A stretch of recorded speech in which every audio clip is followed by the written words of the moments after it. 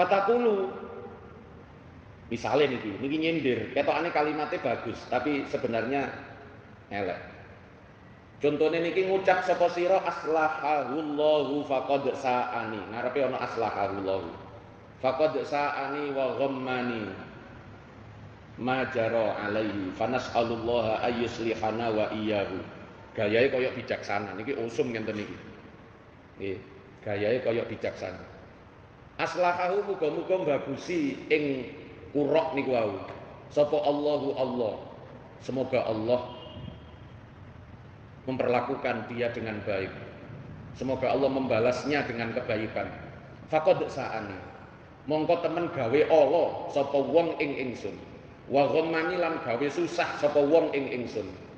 Ma ing perkara jaro kang lumaku apa ma alaihi ing atase wong niki wae. Utawa jaro kang lumaku sapa wong alaihi ing atase ma. Semoga Allah membalasnya dengan kebaikan. Dia telah berbuat dolim kepada saya dicurangi, saya didolimi. Saya minta kepada Allah, fanas'alullaha ayyuslihana wa iyyahu. Muga-muga mbagusi sapa Allah ing kita wa iyyahu lan ing kurok fulan niku wae. Niki kan gayahe kaya bijaksana. Padahal niki sakjane menjelekkan niku. Seolah-olah dia yang benar, dia yang bijaksana, dia yang didolimi, kurok orang tersebut, lawannya itulah yang dolim, yang tidak bijaksana. Ngenten iki usum. Padahal sing gawe gara-gara dhek. Jadi setelah dia bikin kekacauan, bikin huru-hara, bikin keributan, lalu dia ditangkap, atau dia itu diadili, atau dia itu dihukum secara sosial, terus piyambake koar-koar. Semoga Allah memberikan dia hidayah. Semoga Allah menuntun langkahnya menuju kebaikan. Padahal sing ngerusak dhek wau, sing ngerusak asalnya dia, yang bikin keributan itu dhek. Tapi setelah keributan itu terjadi, lalu dia pura-pura menjadi seorang pahlawan. Niku pun kaget nonton niku. Jenengan itu kalau melihat sesuatu, jangan dilihat sekarang, tapi dilihat sebelum-sebelumnya niku. Saiki ngomong apik, lah wingi-wingi sing gawe ribut niku sapa? Nggih. Misale ngenten sing sering niku nggih. Nyerang wong sing tahlilan, nyerang wong sing manakipan, nyerang wong sing ziarah kubur. Begitu dijelaskan, begitu dibalas dengan argumentasi, nggih. Terus DE pernyataan ngenten, tidak usah berdebat dalam urusan agama. Kita sesama umat Islam nggak usah saling berdebat. Lah wingi sing gawe gara-gara iku sapa? Begitu dijawab, jarine nggak usah berdebat. Agama tidak untuk diperdebatkan. Lah mari gawe gara-gara terus orang menggunakan hak jawab, orang mau menjelaskan tentang provokasi atau tuduhan-tuduhan dusta yang dia sampaikan, tiba-tiba dia membalik persoalan seolah-olah gak usah seneng debat itu elek. Uang diarani salah, begitu orang membela diri jarine berdebat. Nggih. Niku ngoten niku usum, memang caranya begitu. Sehingga seolah-olah dia yang bijaksana. Padahal kemarin yang bikin kerusahan. Nek cara nduk Quran iku wa idza qila lahum la tufsidu fil ardi qalu innama nahnu muslihun. Ketika dikatakan kepada mereka, jangan bikin keributan, jangan bikin kekacauan di bumi. Mereka menjawab, kami ini berjuang untuk kebaikan. Innama nahnu muslihun. Muslih niku orang yang memperbaiki, orang yang berjuang untuk kebaikan. Nah, niku ngoten. Pun. Fa inna hadza. Mongko sak temene iki pengucap. Iku jamaah ngumpulake apa ucapan iki, ucapan aslahahullahu faqad sa'ani wa ghammani ma jara alaihi fanas'alullaha ayyuslihana wa iyyahu niki. Ucapan seolah-olah bijaksana niki mengandung dua keburukan. Imam Ghazali ngalami ngenten niki nggih. Mulane Imam Ghazali nyeritakno niki karena Imam Ghazali ngalami niki. Ucapan seperti ini mengandung dua keburukan, mengumpulkan bainal khabithaini ing dalam antarane perkara elek loro. Napa? Sing pertama ahaduhuma iku al-ghibatu, ghibah, ngrasani. Kenapa? Lho, pundi gak ana kalimat elek. Lah niku faqad sa'ani wa ghammani niku idza hasala krana hasil bihi kelawan pengucap aslahahullah niku wau ila akhirih, apa at-tafahumu awe faham bahwa dia sedang membicarakan keburukan seseorang, mudah-mudahan dia mendapat balasan baik, dia sudah jahat dengan saya, dia sudah dolim dengan saya. Niku berarti dia mengumumkan tentang keburukan si fulan seseorang tadi itu. Yang kedua, wal akhir iku tazkiyatun nafsi. Ngerasa awake iki bener, nyucekake awake dhewe. Nganggep dianya yang benar. Semoga Allah memberikan hidayah kepadanya. Kaya-kaya dhek niku wis oleh hidayah. Wong liya sing kudune didongakno. Tak dongakno sampean oleh hidayah. Kaya-kaya dheweke wis gak butuh hidayah. Seolah-olah dia yang benar, dia yang didolimi. Padahal bisa jadi niku sebenarnya dialah yang memulai keributan itu. Begitu dibalas, lalu dia menangkis dengan ucapan seperti itu. Jangan berdebat. Debat itu tidak ada baiknya. Lho wingi dhek sing gawe gara-gara begitu dibalas jangan berdebat. Kita sesama muslim saudara, buat apa bertengkar? Kita cari persamaan, jangan mencari perbedaan. Lah wingi sing gawe kekacauan golek salahe wong iku sapa? Jenengan tingali, kalimatnya pasti begitu. Ketika mereka itu kalah dalam berargumentasi, mari nyerang entek-entekan, begitu dibalas dengan argumentasi yang cantik, ndak bisa membalas, kalimatnya kayak menten mesti. Sesama umat Islam yang rukun, jangan bertengkar. Lah wingi sing gara-gara golek salahe wong iku sapa? Nggih. Nah niku jangan terjebak juga kita niki. Nah, Imam Ghazali ngalami ngoten. Wasana ulan ngalem alaiha ing atase awake dhewe bitaharruji. Nggih. Ngerasa suci bitaharruji wassolahi. Kelawan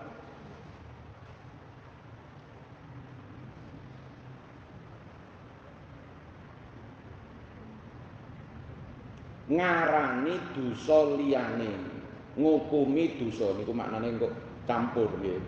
Dadi taharruj niku maknane nuduh nggih. Bitaharruji kelawan nuduh wong liya dosa, wassolahi lan ngarani awake bener. Nah niku sehingga tidak saling bertentangan.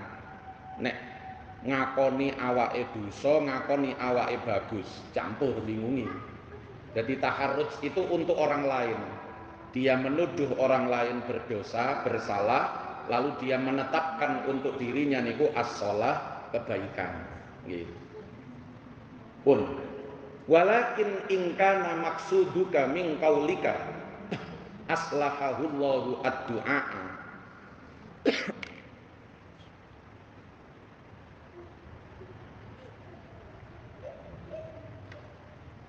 Tapi nek pancen niate bener, nek niate donga.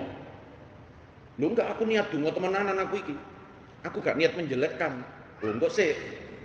Betulkah kalimat itu? Niki terus Imam Ghazali ngenten. Walakin ingkana, kadang orang sampean ngomong niku berarti ngerasa awak sampean bener. Enggak, aku betul, saya tulus. Saya memang mendoakan dia supaya dia baik. Mosok salah ndongakno wong elek, ndongakno wong apik. Mendoakan orang supaya dapat hidayah, mendoakan supaya orang mendapat balasan baik dari Allah meskipun saya didolimi. Apa saya jelek? Kadang wong niku alasannya kan ngomong mawon pinter mawon nggih. Ngomong niku barang bener iso dadi salah, barang salah iso dadi bener. Niku nek lewat omongan. Dan wong sing paling pinter pakai argumentasi yang tidak terbantahkan itu Imam Syafi'i. Mulane hujjahe mazhab Syafi'i niku betul-betul kuat. Karena yang membangun dulu niku Imam Syafi'i, ahli di dalam menyusun argumentasi niku bagus. Sampai ada yang mengatakan Imam Syafi'i itu misalnya nyekel kayu, terus beliau mengatakan, sing tak cekel iki emas. Nek ana wong bantah, sing bantah niku mesti kok kalah. Argumentasi ini kalau Imam Syafi'i niku mesti kalah. Saking pinter ngomong maksudnya. Antara logika dengan yang disampaikan niku wis wong iso kesekat, terjepit dengan kalimatnya sendiri, akhirnya dia tidak bisa mengalahkan lawan. Lah, lawyer penasehat hukum, nggih, penasehat hukum sing laris niku sing koyo ngenten iki. Nggih, lawyer sing bayarane larang niku mesti sing ahli koyo ngenten iki. Salah koyo napa niku kok iso dadi bener. Nggih, salah koyo napa niku iso dadi bener. Pokok bayarane cocok. Nggih. Sampe nek bayar sakmene, nggih, iki sik tetep sampean salah. Tapi tetap tak belani, engko hukumane sing asline 5 tahun paling engko kari 2 tahun. Tapi nek sampean bayare luwih dhuwur maneh, engko paling hukuman sampean mek 3 wulan. Tapi nek sampean bayar sekian miliar, sampean bisa bebas dari tahanan. Dia ini kok iso mempermainkan kebenaran itu dengan nominal uang itu karena dia sudah punya trik-trik. Nggih, nek rego sakmene kok sing tak tokno argumentasi yang seperti ini. Argumentasi hukum seperti ini. Engko nek regane luwih larang maneh tak tokno sing pamungkas iki. Nggih. Argumentasi yang pamungkas iki wis wong gak iso ngalahno iki. Dia sudah menguasai iki. Medan hukum niki seluk-beluke hukum, celah-celah hukum niku dhewe wis menguasai. Nggih. Giringane niku wis bikin orang kebingungan untuk menebak itu. Koyok ngenten iki. Mari ngucap aslahahullah, lho sampean berarti ngarani elek. Kok gaya sampean ndongakno koyo ngono iku berarti sampean ngerasa bener. Wong liya sampean ngarani keliru. Lho enggak, aku niat donga. Wa in kana maksuduka min qaulika aslahahullahu ila akhirih iku addu'a doa. Nek pancen maksudmu iku ndonga, semoga Allah membalas kebaikan dia. Dia sudah zalim dengan saya, dia sudah berbuat curang kepada saya. Saya minta dia dan saya supaya dinaikkan derajatnya oleh Allah. Nek pancen niatmu donga ya fad'u lahu fis sirri. Mongko ndongakno sira lahu marang qori utawa wong sing dituju elek niku wau. Nggih. Ndongakno fis sirri ing dalem tingkah samar, tidak di hadapan orang, gak perlu diviralno, gak perlu di sakmangke gak perlu diposting, gak perlu di broadcast, gak perlu disebarno nduk ngene medsos. Cukup kita doa setelah sholat, ya Allah, mugi-mugi. Pun cukup ngoten niku. Kalau memang niatnya itu berdoa, sebab berdoa niku hubungannya kali Gusti Allah mawon. Gak perlu nduk ngene ngarepe wong akeh. Samangke kan usum donga niku nggih ditulis nduk statuse. Saya doakan semoga. Niku niate donga apa campur rada pamer-pamer ngoten niku ya, cek ketok perhatian, cek ketok simpati. Nek niat donga ya ijenan mawon. Kenapa harus ditunjukkan di hadapan orang banyak? Loh, aku mengajak orang lain supaya juga berdoa. Ya wis mbolah nggih. Wis pinter pokokan wong niku angel dibantah niku wis duwe jawaban. Tapi yang tahu asli bagaimana niatnya itu ya dia sendiri dengan Allah. Tapi nek cara Imam Ghazali, nek niat donga ya kudune gak perlu nduk ngarepe wong akeh. Nek nduk ngarepe wong akeh niku poinnya 2 tadi, siji ngrasani, ngarani wong liya salah, elek, dolim karo dheweke, nomor 2 dheweke ngerasa sing bener. Dia yang merasa didolimi padahal bisa jadi kasusnya kata sing kula critakno wau. Sing ngawiti, sing garai, sing bikin kacau pertama niku dheweke. Begitu ditanggapi terus ngarani wong sing nanggapi niki sing elek. Nggih. Wa ini tamamta bisababihi fa'alamatuhu annaka mboten innaka nggih. Fa'alamatuhu annaka la turidu fadihatahu wa idharu aibihi wa fi idharikal gham bi aibihi idharu ta'yibihi. Nggih. Nah niki mandheke ten mriku mawon enak. Wa ini tamamta lan lamun prihatin sapa sira. Loh, saya sekedar ikut prihatin tentang perlakuan dia, tentang ucapan dia, tentang perilaku dia. Bisa babi kelawan sebab si fulan wau, korik wau, utawa korak wau. Fa'alamatuhu mongko utawi alamati prihatin. Kalau kamu memang sedang dalam keprihatinan, mengungkapkan itu dalam rangka keprihatinan atas pernyataan atau sikap ucapan orang yang sedang kamu gunjing, kamu rasani tadi, maka fa'alamatuhu annaka la turidu fadihatahu. Tandanya itu kamu tidak menginginkan dia terhina. Kudune ngonten. Kalau kita sedang prihatin, turut merasakan keprihatinan, itu harusnya kita tidak merasa senang kalau dia itu terhina. Beda dengan ucapan awal wau, piyambake ketokane ngucapno aslahahullah, mudah-mudahan Allah membalas kebaikan. Niku karepe ngono, mudah-mudahan Allah membalas keburukan kepadanya, cuma dibungkus dengan bahasa kebaikan, aslinya keburukan. Paribasane wong niki tertimpa keburukan, dheweke langsung ngomong ngenten, lho ya kualat aku. Lho kualat aku wingi dielek-elek saiki delok karo Gusti Allah dibales.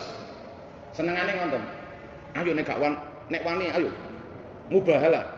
Titik-titik mubahalah. Seolah-olah senang nek wong liya cilaka niku lho seneng. Aku atau kamu yang benar, yang celaka. Nah, kok seneng ngono lho. Ana wong liya cilaka padha la ilaha illallah niku kok seneng. Untuk apa? Kalau memang itu keprihatinan, loh saya prihatin sesama umat Islam, saya prihatin. Harusnya kamu tidak menyukai atau tidak bertujuan untuk menjadikan dia itu terhina, rendah. Wa idharu aibi, terus ngetok-ngetokno aibe, eleke, kekurangane, cacate. Nggih. Wa fi idhari kal ghamma bi aibihi, lan iku tetep ing dalem oleh ngetokno sira ing keprihatinan bi aibihi kelawan aibe, iku idharu ta'yibihi. Itu sama saja menampakkan keburukan dia. Kalau kamu niat keprihatinan terhadap keburukan dia, saya prihatin kenapa dia berperilaku buruk, saya sedih kenapa dia berkata-kata buruk. Sesama umat Islam saya prihatin. Misalnya nek niate ngono, justru ucapan seperti itu malah semakin jelas nampak niku tujuannya adalah menunjukkan aib keburukan orang ini tadi. Soalnya nek niate gak ngono ya kudune wis dituturi di balik layar. Nek niate pancen ngapiki diparani ae nduk omahe, dijak diskusi wong loro.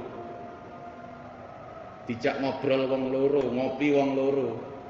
Ndak perlu orang lain menjadi tahu, disebar-sebarkan atas nama keprihatinan. Saya prihatin. Kenapa dia berperilaku seperti itu? Loh, kok ngomongnya karo wong liya? Itu berarti kamu sedang mengumbar-ngumbar keburukan, aib, cacat, kejelekan si fulan atau orang lain tersebut. Nah niki kudu jeli. Kita dhewe niki mboten bahas wong liya. Kita dhewe niku kadang-kadang menggunakan argumentasi seperti itu dalam rangka berkelit membela diri bahwa yang kita lakukan itu seolah-olah mendoakan baik, seolah-olah keprihatinan, kepedulian. Padahal sebenarnya kalau kita mau jujur, itu sebenarnya kita sedang mengumbar keburukan orang di hadapan orang banyak. Kalau mau mendoakan ya sebenarnya cukup kita dengan Allah. Kalau itu merupakan keprihatinan, ya ono takziah itu. Aku prihatin, tak paranane rek. Menyatakan keprihatinan. Berdua saja sudah cukup, wongnya diparani. Kalau berdoa kepada Allah, kalau prihatin kepada yang bersangkutan saja langsung. Tapi kan tidak prakteknya niku. Diumbar di media, disampaikan pada khalayak umum. Dia berdoa supaya dia mendapat kebaikan dari Allah. Dia sudah zalim pada saya. Saya prihatin kenapa dia sebagai tokoh masyarakat kok berperilaku seperti itu. Nah, gaya kan nonton ya.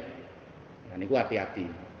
Niku pinter lesan niku kadang-kadang barang sing elek dikemas koyok-koyok api. Sampun.